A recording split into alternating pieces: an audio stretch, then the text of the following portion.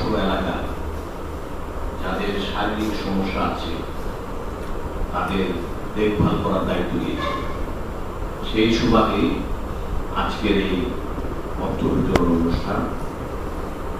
আমি জানি যে অর্থ আমরা দিব, এই অর্থ দিয়ে আপনাদের সবার চিকিৎসা শেষ হয়ে যাবে, সম্পূর্ণ হবে তা না।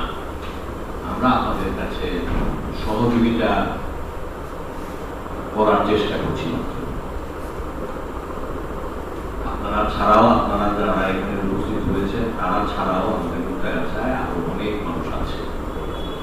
আমরা চেষ্টা করি, আমি আমার ব্যক্তিগতভাবে চেষ্টা করি, যখন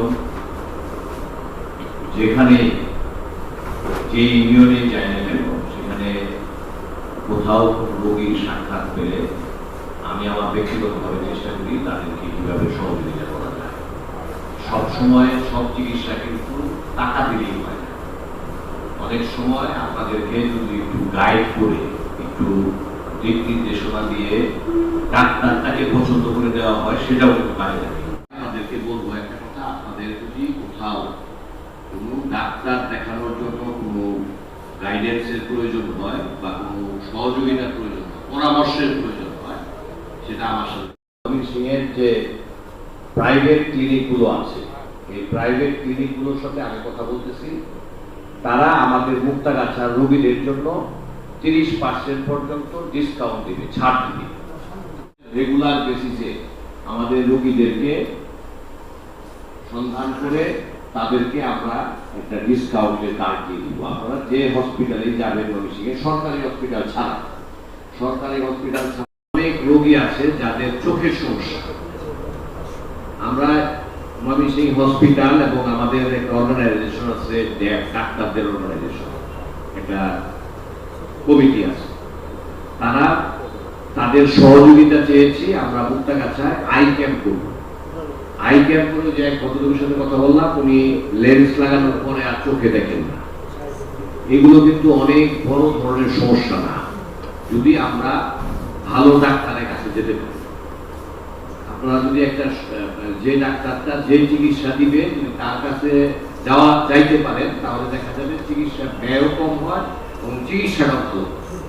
সাহেব আছে, সে আমার সমস্ত কার্যক্রম দেখাশোনা করে, তার সাথে যোগাযোগ করে আপনারা একটা দরখাস্ত দিয়ে গেলে, আপনারা তো দিয়েছেন, আপনাদের রেকর্ড অলরেডি আছে আমার কাছে, আপনাদের ভাইরা যারা অসুস্থ, আপনাদের যারা এলাকার লোকজন যারা অসুস্থ, এরকম যদি কেউ থাকে তাদেরকে একটা দরখাস্ত দিতে বলবেন, টাকা দিয়ে দিন। এটা কিন্তু সার্বিক সহযোগিতা হতো না। আমরা এখন একটা সিস্টেম করছি, আমরা কাদেরকে সহযোগিতা দিচ্ছি, কাদেরকে চিকিৎসার জন্য অর্থ সহযোগিতা করছি, তাদের একটা রেকর্ড আছে আমাদের ইউনো সাহেবের কাছে, সেই রেকর্ড থাকবে।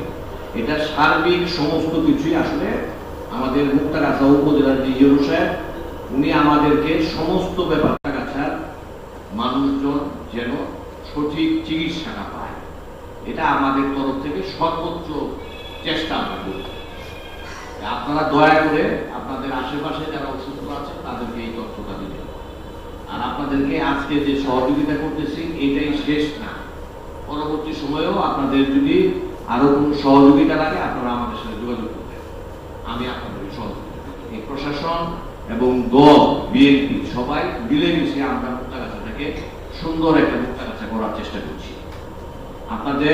আপনারা দেখবেন যে যে ইউনিয়নের হন না কেন, প্রত্যেকটা ইউনিয়নে দেখে থাকবেন আপনারা কোনো না কোনো জায়গায় আপনাদের রাস্তার কাজ হচ্ছে, আপনাদের ভাই বোনরা চাউল পাচ্ছে, আপনাদের ফ্যামিলিতে যারা অসুস্থ, যারা বয়স্ক, যারা বিধবা, তারা কোনো না কোনোভাবে সহযোগিতা পাচ্ছে। যেটা বিগত 20 বছর আমরা মুক্তাগাছার মানুষরা দেখি নাই, আমরা সেটাকে চালু করেছি। এবং আমরা যখন ইলেকশন করেছি এই 12 ফেব্রুয়ারির আগে, আমরা আপনাদেরকে বলেছিলাম যে আমরা যদি ইলেকশনে জয়ী হতে পারি আমরা আপনাদেরকে ফ্যামিলি কার্ড দেব। এটারও কার্যক্রম চলছে।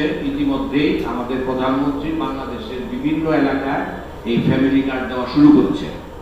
আমাদের কৃষক ভাইদের জন্য কৃষক কার্ড, কৃষি কার্ড দিয়েছে, এটাও চালু হয়েছে। আমাদের মুক্তাগাছা 100 দিনের ভিতরে আমরা চেষ্টা করেছি আমাদের সর্বোচ্চ কাজ করার জন্য। আমাদেরকে একটু সময় দিয়ে আপনারা, আমরা ধীরে ধীরে সারা মুক্তাগাছার সমস্ত লোকের জন্য কাজ করব। মুক্তাগাছার প্রত্যেকটা ইউনিয়নের রাস্তাঘাটের উন্নয়ন করব। ইতিমধ্যে আমাদের আমাদের সরকার অনেক ধরনের অনুদানের টাকা ইউরো সাহেবের কাছে দিয়েছে। সেটার ভিতরে আপনার আমাদের স্কুলের বাচ্চাদেরকে ব্যাগও দিবে। যে এরকম ভাবে আমাদের সরকার যা যা কথা দিয়েছিল আপনাদেরকে, যে কি কি কাজ করবে সরকার, সমস্ত কাজই কিন্তু ইতিমধ্যে শুরু হয়েছে। এইটারই ধারাবাহিকতা হিসাবে আজকে আপনাদের সামনে এসেছি আপনাদেরকে সহযোগিতা করার জন্য। আমরা সবাই ভাই, আমরা একসাথে থাকবো মুক্তাগাছায়, আমরা একটা সুন্দর মুক্তাগাছা গড়ে তুলব, সবাইকে একসাথে সাথে নিয়ে। যার যখন কোনো সমস্যা হবে দয়া করে আমাকে জানাবেন, আমি আপনাদের সহযোগিতার জন্য কখনোই পিছপা হব না, বরঞ্চ আমি আপনাদেরকে সাথে নিয়ে আমাদের আরো যারা অসুস্থ মানুষ আছে তাদেরকে খুঁজে বের করে তাদেরকে